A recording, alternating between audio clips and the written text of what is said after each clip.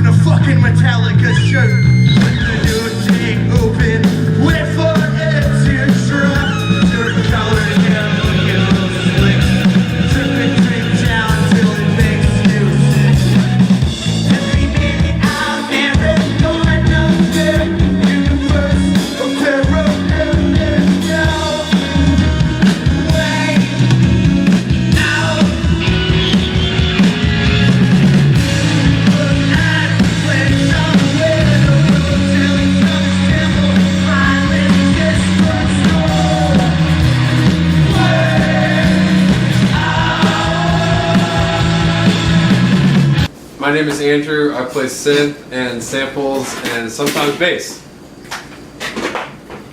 Personality here, I'm Jack and I play guitar. My name is Robert. I play the drum kit. The trap kit. I'm Jack Webster, not to be confused with Jack O'Reilly. I play bass. I'm Will, and I play the guitar, and this is Wieuca.com. This is Wieuca. No, someone already took that domain. Wieuca Music. This is WieucaMusic.com. Wieuca. We were an Atlanta band before we were called Wieuca, but then we moved here and changed our name to something we thought no one in Athens would understand. And now everyone's moved to Atlanta, so that now they all know where we took our name from. So that is Wieuca Avenue? Road. I did, in high school I worked for like 3 years at this art center on West Wieuca. Thank God. Yeah. He's so pretty.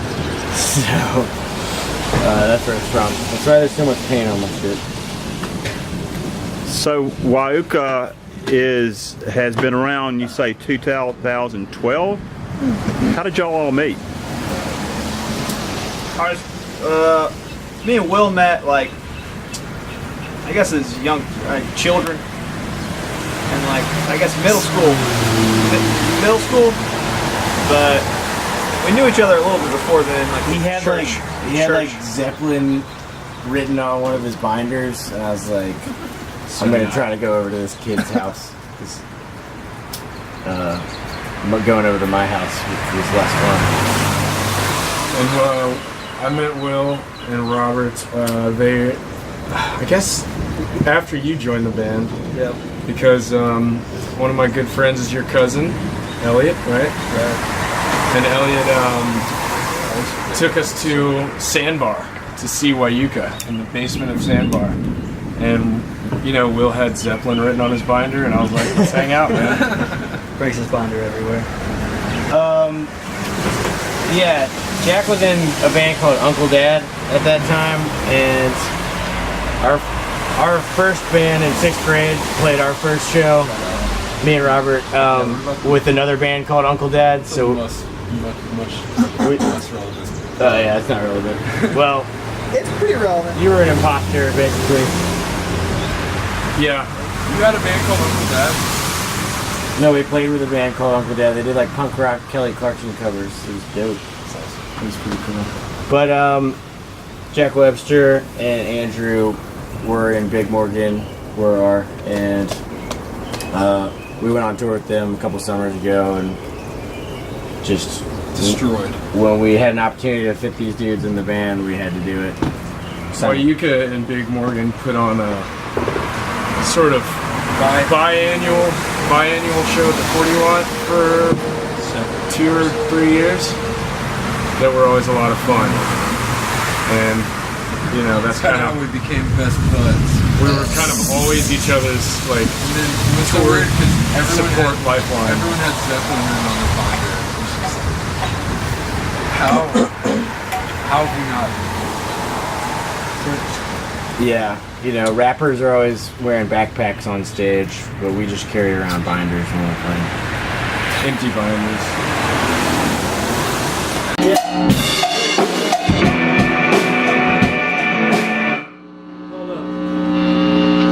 It's like invariably when I put anything on the piano bench here during practice, it'll like fly off Yeah, if you start going too hard. it's true.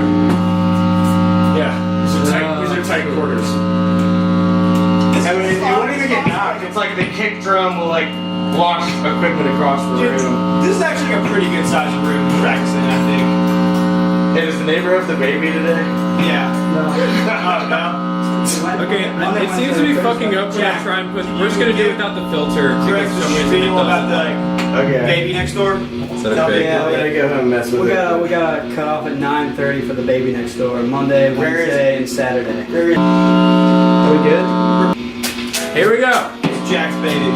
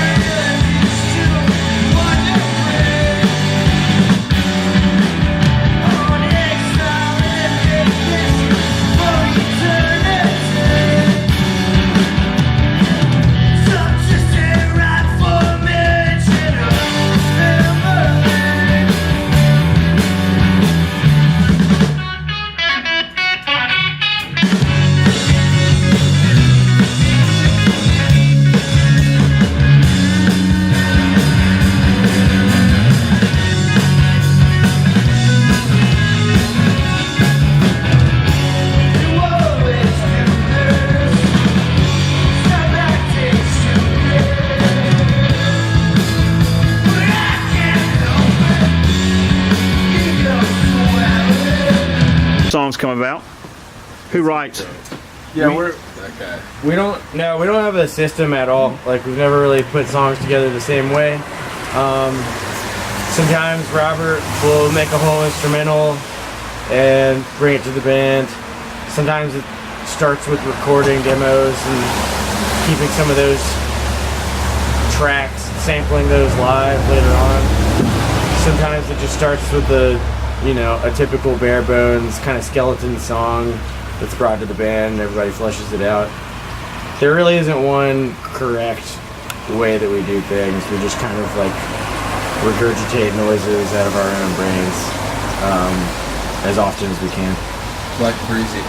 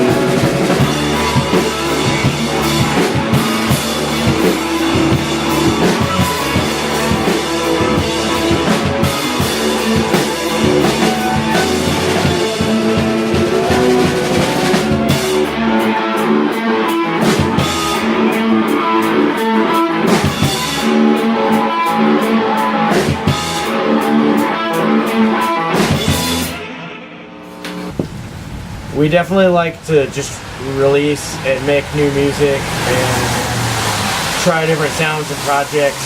That's a lot more interesting to us than like refining something to be perfect, because I feel like if you gestate for too long, then whatever wave you were trying to be in front of will have already passed. So it's really fun to just, I don't know, like a lot of our music, I think we grew up really liking like lo-fi type music. I learned how to record on like a 4-track tape player and a 2-track tape player that my uncle gave me. So it really has never been about having a shiny, super tight or nice sound or live show. It's really more about getting crazy, doing something that's interesting, having some fun with it, and expressing yourself in a way that like no one was really expecting you to do, even if they know your songs.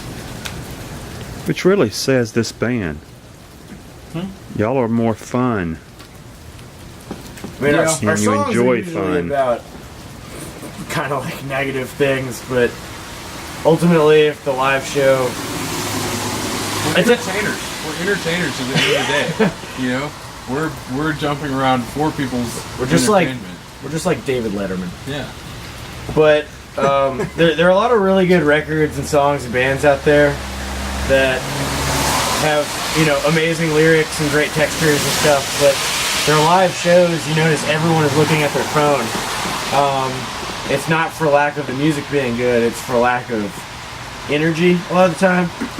So we do this thing where there's one song in our set where I usually try to jump off the highest thing within access, whether that be a tree or an amp or the drum kit or something like that. Sound booth. And What's your favorite thing you've ever jumped off of? I know my favorite Hot thing cues. that Will's ever jumped off of. If What? you're from Athens, you'll be familiar with the piano at Flicker Bar. And my dude climbed on top of that and jumped off onto the floor. I've sustained some mild injuries. I think we probably all have during shows, but Only I mild.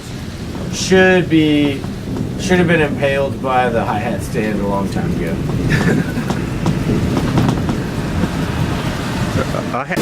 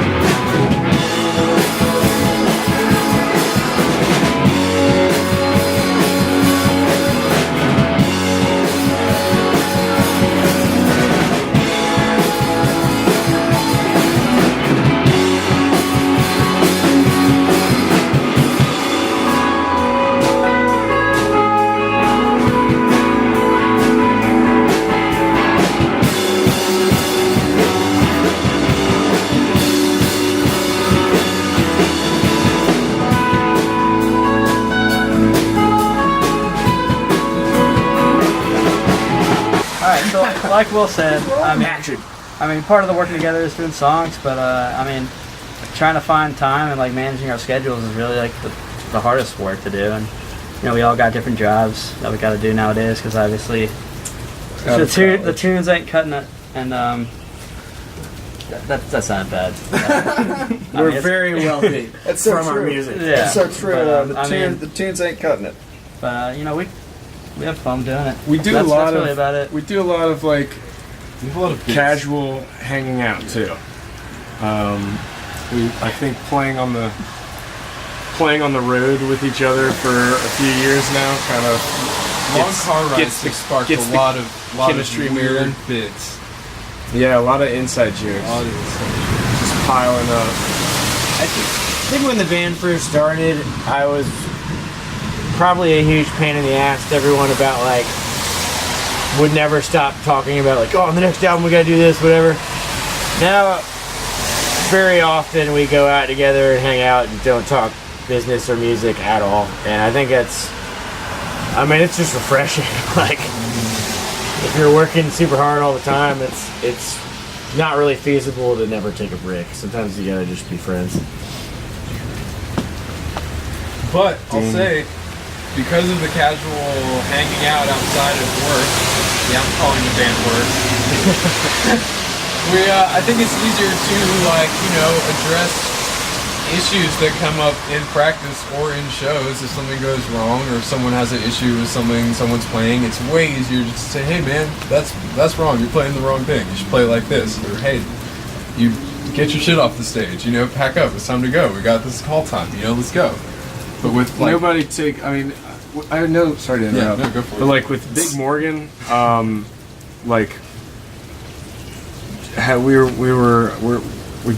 Big Morgan's been around for 5 or 6 years, I guess, and like when you're in a band with some of your closest friends, like stuff when you're trying to be productive and you're trying to make constructive criticism, it's really easy for everyone to take things personally.